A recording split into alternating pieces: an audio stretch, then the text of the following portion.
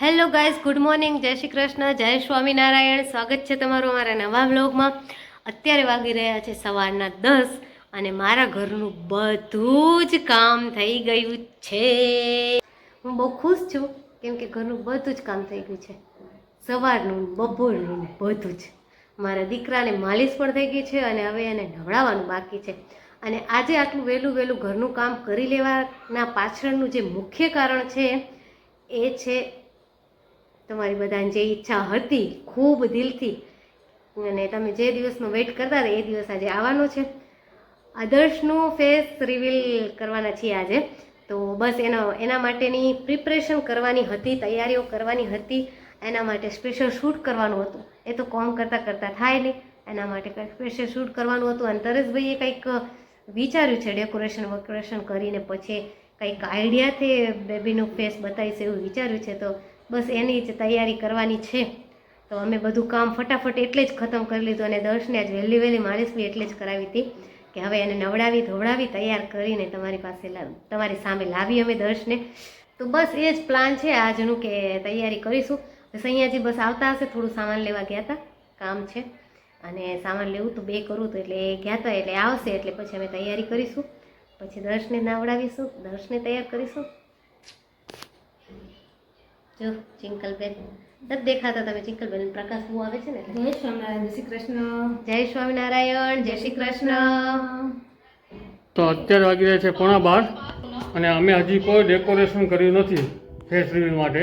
તો અમને થાય છે લેટ અને પિયુષભાઈ 12 વાગે ઘરેથી નીકળી જાય છે. તો હવે ગુસ્સો કરે છે. તો હવે જલ્દી ફટાફટ કામ કરી લઈએ, જલ્દી ડેકોરેશન કરી લઈએ. જેવું ગમે એવું થાય એવું તમે સ્વીકારી લેજો. તો જલ્દી અમે કરી લઈએ. ચલો, આજે જરાક લેટ થઈ ગયો ને તો જો સ્પીડમાં ડેકોરેશન કરેલા, બહુ સ્પીડમાં કરેલા. જે ધાર્યું હતું ને એ નહીં થઈ ગયું. આ પિયુષભાઈ લેટ થાય છે એટલા માટે. તો બધું ડેકોરેશન થઈ ગયું છે અને હવે દર્શને લઈને આવી રહ્યા છે ઉપરથી. તો ચલો ચાલુ કરીએ પ્રોગ્રામ ફેસ રિવીલનો.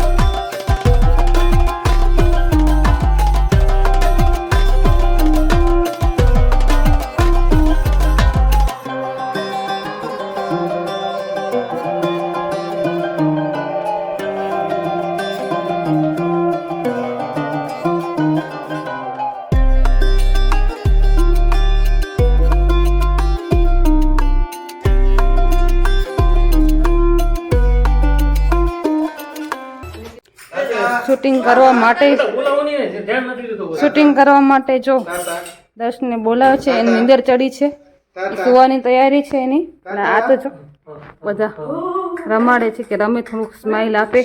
સ્માઈલ નહીં જ આપે, તેને શું નીંદર આવે છે એટલા માટે.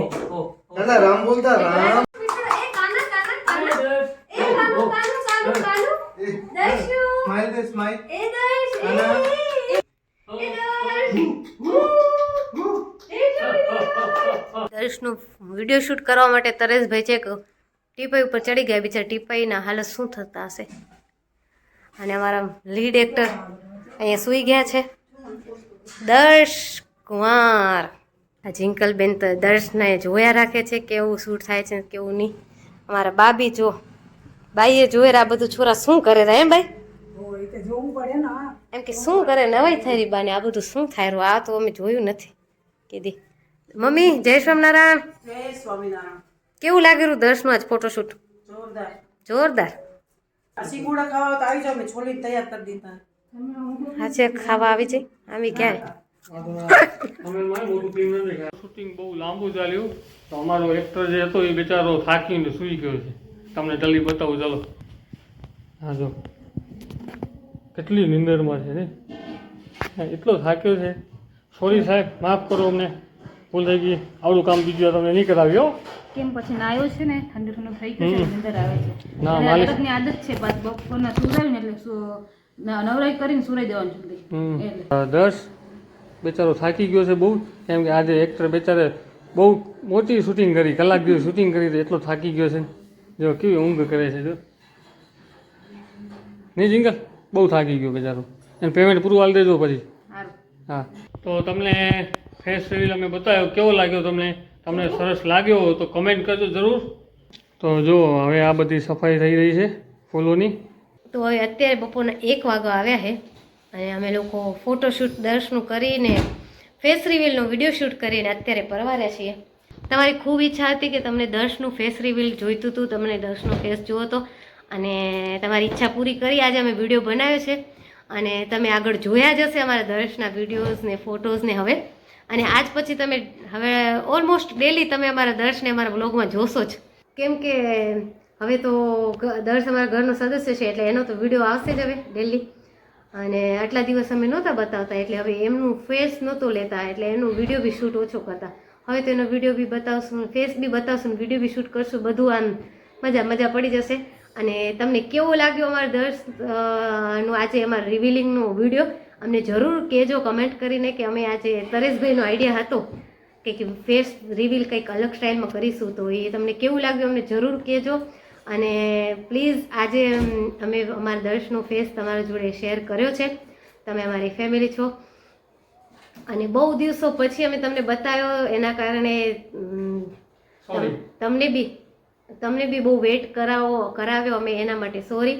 અને કેવું લાગ્યું તમને અમે જરૂર કહેજો વિડીયો અમારો કેવો લાગ્યો. અને પ્લીઝ મારા દર્શ માટે એક સારી બ્લેસિંગ આપજો પ્લીઝ, એને એટલા સરસ આશીર્વાદ આપજો કે જીવનમાં ક્યારે કોઈ મુસીબત એને ઉપર ના આવે, હંમેશા હસતો ખુશ રહે, હસતો રહે અને બધાને ખુશ રાખે. બસ મુખ્ય તો એ છે. અને આવી રીતના જે એનું બચપન માણે, એ પોતાની જવાની માણે અને પોતાના બુઢાપો માણે, એવો કોઈ દિવસ એને કોઈ તકલીફ ના આવે. બસ એવી જ અમારી પ્રાર્થના છે કે તમે બધા એવી પ્રાર્થના કરજો અમારા દર્શ માટે કે એને કોઈ દિવસ બીમાર ના પડે. અત્યારે તો શું અત્યારે બોલી ના શકે ને એને જરાય કંઈ થાય ને તો અમારે બધા એટલા ગભરાઈ જઈએ છીએ ને. પણ 2-3 દિવસ તો અમે એવા કાઢ્યા ને બિચારાને. શું વેક્સિન આપી હતી, મેં તમને કીધું જ હતું કે વેક્સિન આપી હતી ને ત્યારે એટલો એ હેરાન થઈ ગયો હતો અને એટલો બીમાર થઈ ગયો હતો ને તો અમારા માટે બહુ જ કઠિન હતું. કેમ કે એ કહી ના શકે કે મારા જીવન કશું થાય તો એમ કે યાર મમ્મી મને આમ થાય છે કે સાહેબ મને આમ થાય છે. એ તો કશી કોઈ દિવસ કશું બોલે નહીં શું થાય છે ને રડ્યા કરે તો અમારા જીવ વધર થઈ જાય. તો બસ ભગવાનને પ્રાર્થના કરજો કે એને કોઈ દિવસ કાંઈ થાય નહીં, આમને બરોબર જ તેવો હોય ને આમ બધા પોતે માણે બચપન અમને માણવા દે બધાને.